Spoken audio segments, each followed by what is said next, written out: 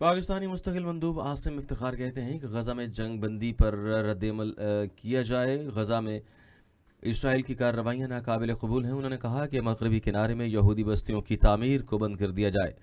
आसिम इफ्तिखार ने कहा कि फ़लस्तीनी मकबूजा इलाकों की तारीख हैसियत तब्दील करना गैर कानूनी अमल है।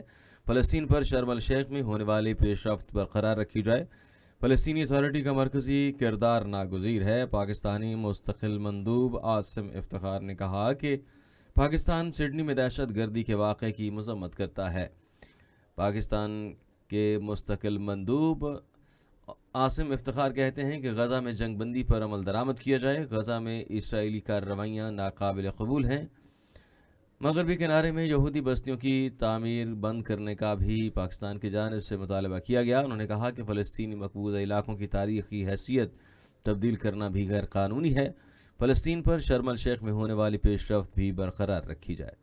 पाकिस्तानी मुस्तकिल मंदूब आसिम इफ्तिखार कहते हैं कि गज़ा में जंग बंदी पर रद्दमल किया जाए। गज़ा में इसराइल की कार्रवाइयाँ नाकाबिल कबूल हैं। उन्होंने कहा कि मगरबी किनारे में यहूदी बस्तियों की तामीर को बंद कर दिया जाए। आसिम इफ्तिखार ने कहा कि फ़लस्तीनी मकबूजा इलाकों की तारीख हैसियत तब्दील करना गैर कानूनी अमल है। फ़लस्तीन पर शर्म अल शेख में होने वाली पेशरफ्त बरकरार रखी जाए। फ़लस्तीनी अथॉरिटी का मरकज़ी किरदार नागुज़ीर है। पाकिस्तानी मुस्तकिल मंदूब आसिम इफ्तिखार ने कहा कि पाकिस्तान सिडनी में दहशत गर्दी के वाक़े की मज़म्मत करता है।